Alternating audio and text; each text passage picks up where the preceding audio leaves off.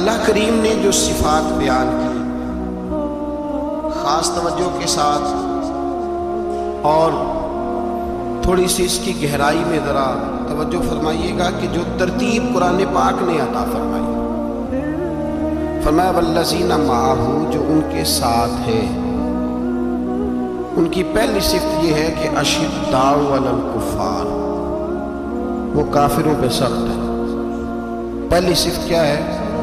نماز روزہ حج زکات، اشداء علی الکفار، کہ وہ کافروں پر سخت ہے۔ رحماء بینہم، دوسری صفت یہ کہ وہ آپس میں رحم دل ہے۔ تراہم رکعا سجدا، پھر آپ انہیں دیکھیں گے رکوع کرتے ہوئے اور سجدہ کرتے ہوئے۔ تو نماز کا ذکر تیسرے نمبر پہ آیا، رکوع سجود کا ذکر ایمان کے بعد جو پہلی بات ارشاد فرمائی وہ ہے اشداء علی الکفار، کہ وہ کافروں پر سخت، کافروں پر وہ، یہ پہلی صفت ہے اہل ایمان۔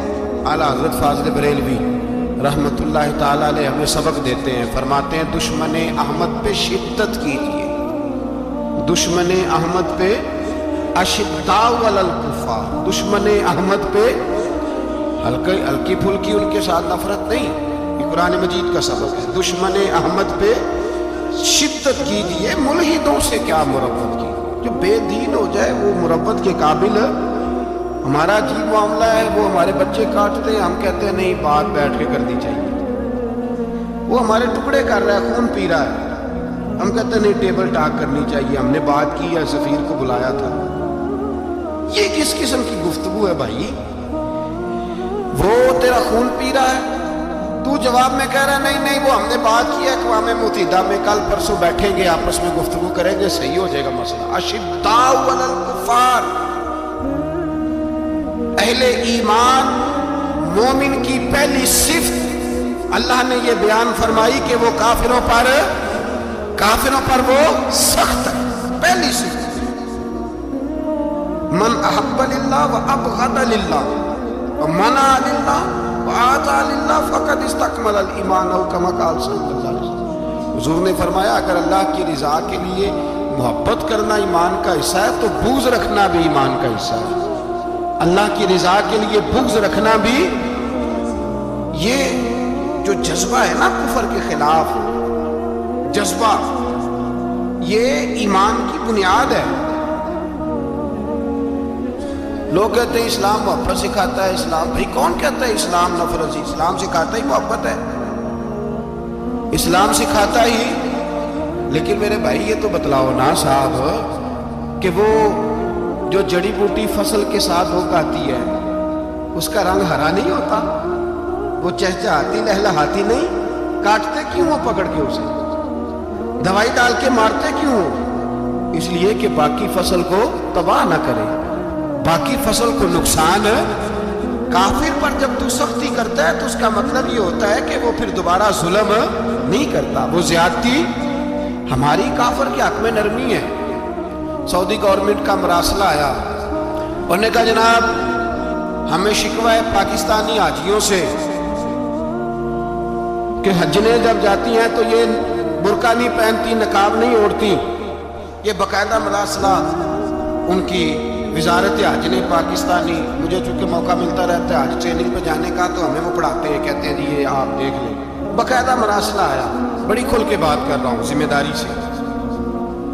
یہ جناب پاکستان کی جو بیویاں یہاں حج کرنے آتی ہیں وہ بازاروں میں بغیر نقاب کے پھرتی ہیں، وہ کھجوریں خریدنے جاتی ہیں تو بغیر نقاب کے، خوشبو لینے جاتی ہیں تو بغیر نقاب کے، لہذا انہیں پردہ کراؤ۔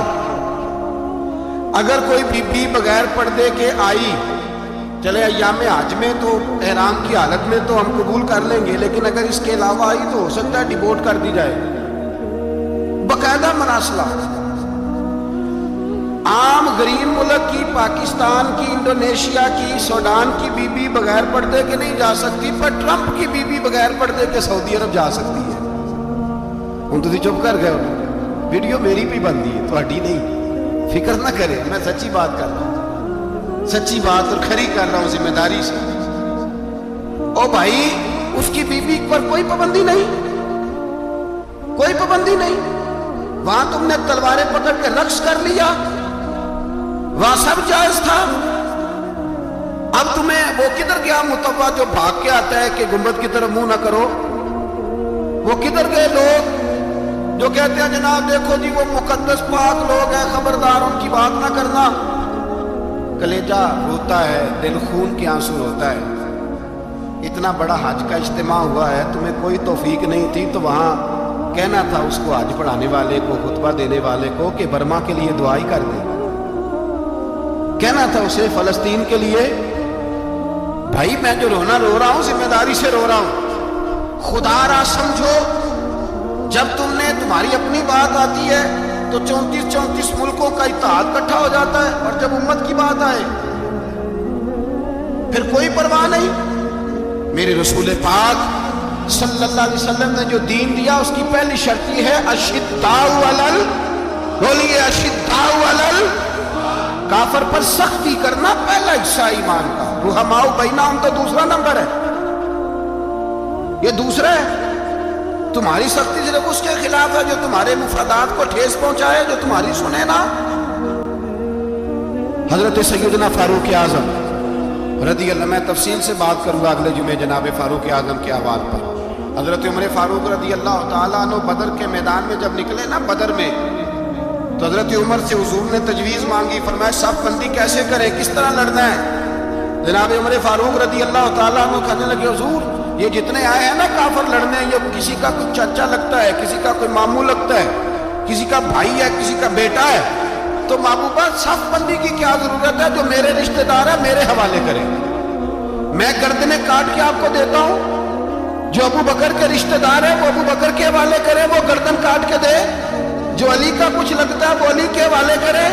हम दुनिया को बताएंगे कि अशिद्दाउ अलल कुफ्फार, अशिद्दा अलल, उसके लिए हमारे पास सख्ती है, कोई नरमी।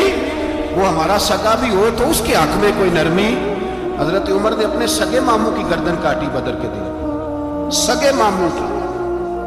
हजरत अबू उबादा बिन जर्राह, सुनो, इस्लाम अमन का दरस देता है, मोहब्बत का दरस देता है। भाई इस्लाम ही तो अमन का दरस देता है, पर जड़ी बूटी काटना बदअमनी नहीं होता। जालिम का हाथ पकड़ना बदअमनी, और अमन वाले और होते हैं बुज़दिल, इन दोनों में फर्क होता है। अमन वाला बनने का कहा गया है, बुज़दिल बनने का कहा। मेरे नबी पाक ने जो बदर में तलवार उठाई थी, ज़िरा पहनी थी, हुजूर अलैहिस्सलाम ने लोहे की जैकेट पहनी थी, तो वो भी मेरे रसूल पाक ने अमन के लिए ही पहनी थी। मेरे नबी पाक सल्लल्लाहु अलैहि वसल्लम ने उहद के दिन जो हथियार उठाए थे तो वो भी अमन के लिए उठाए थे, वो भी अमन के लिए हुजूर ने हथियार उठाया था। हथियार उठाना बदअमनी की अलामत नहीं होता मेरे भाई, याद रख। हजरत अबू उबादा बिन जर्राह ने मैदान बदर के अंदर जब जंग का तबल बजा, हालात बिगड़े, जनाब अबू उबादा बिन जर्राह कहते हैं तारीख ने एक अजीब मोड़ पे मुझे लाके खड़ा किया। आप फरमाते मेरे लिए अल्लाह ने जो आजमाइश रखी वो सबसे बड़ी रखी। फरमाने लगे जब मैं मैदान में निकला तो काफिरों ने मेरे सामने जिसको लाके खड़ा किया वो मेरा सगा बाप था। और फरमाते अब मुश्किल बन गई। इश्क त्याग दो एक बराबर ते इश्क दा सेक बधेरा, अग ते साड़े कख ते काने ते इश्क साड़े तन मेरा। अग दा दारू मीह ते पानी, कोई दसे है इश्क दा दारू केड़ा। बुल्ले शाह थे कुछ भी नहीं बचदा जिथे इश्क होरां दा डेरा।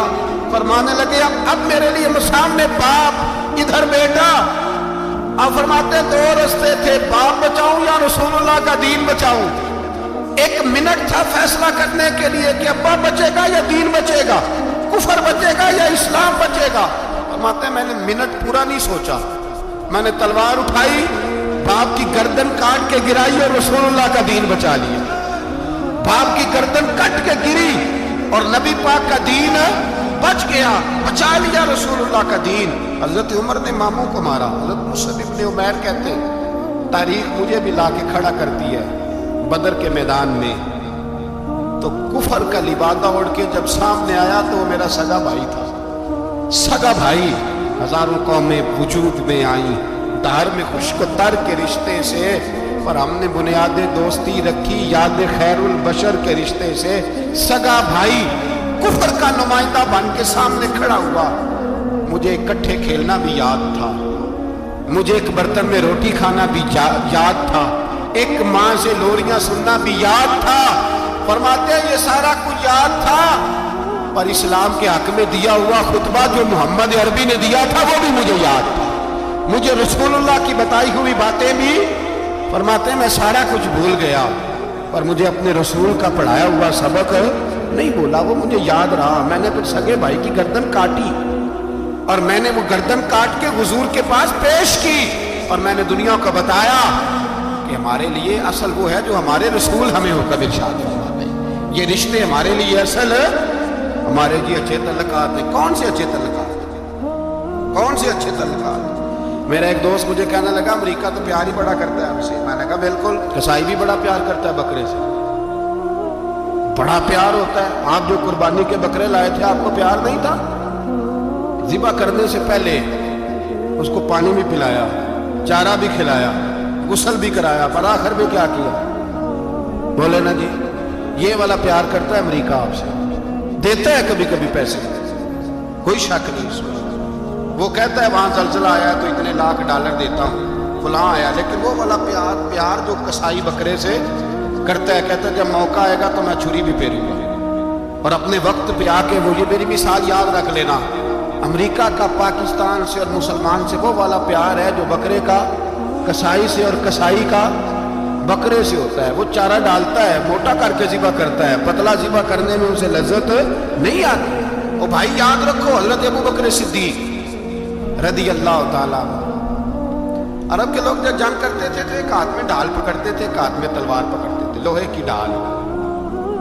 جب دشمن حملہ کرتا تھا تو ڈھال آگے کرتے تھے، وہ کئی دفعہ ٹکرا کے ڈھال سے تلوار گر جاتی تھی۔ حضرت ابو بکر صدیق میدان میں نکلے، بیٹا کافروں کی طرف سے لڑنے آیا، سگا بیٹا، اور میرے مصطفیٰ کریم نے فرمایا اولاد بزدل کر دیتی آدمی، پر جب ایمان پختہ ہو تو پھر صحابہ نے اس بزدلی کی بھی پرواہ نہیں کی۔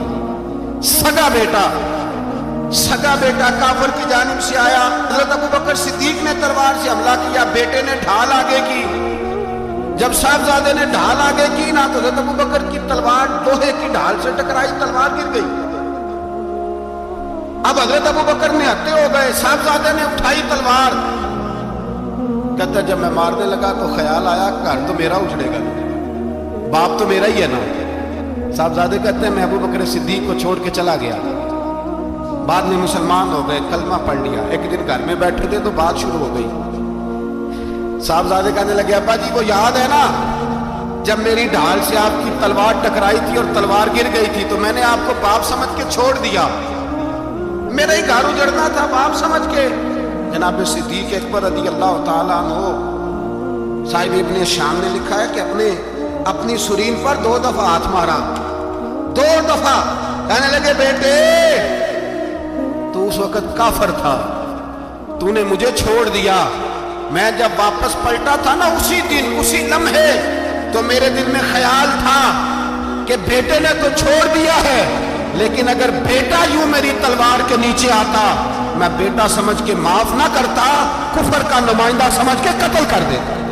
اس لیے کہ میری نظر میں اگر کوئی اہمیت ہے تو رسول اللہ کے فرمان کی اہمیت ہے، باپ بیٹے اولاد کی کوئی اہمیت ہے؟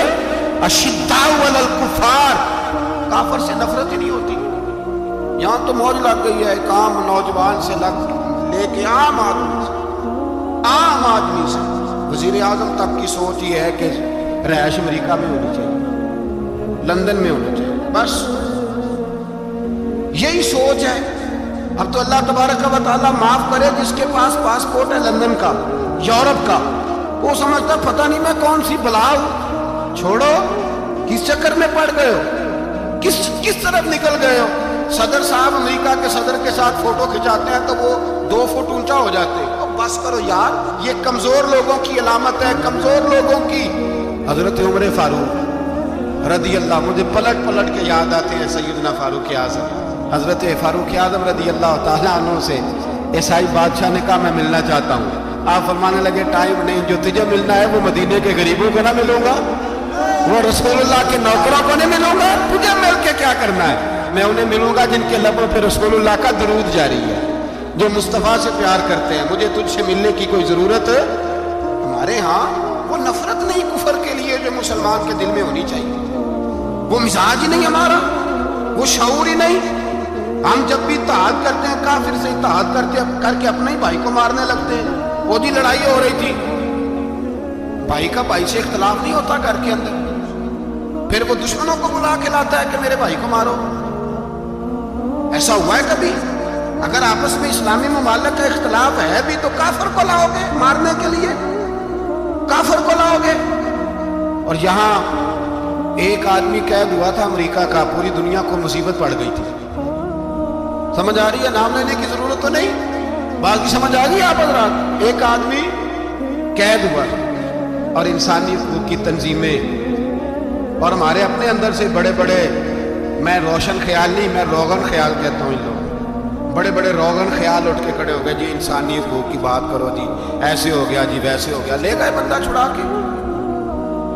یہاں روز خون کی ندیاں بہتی ہیں۔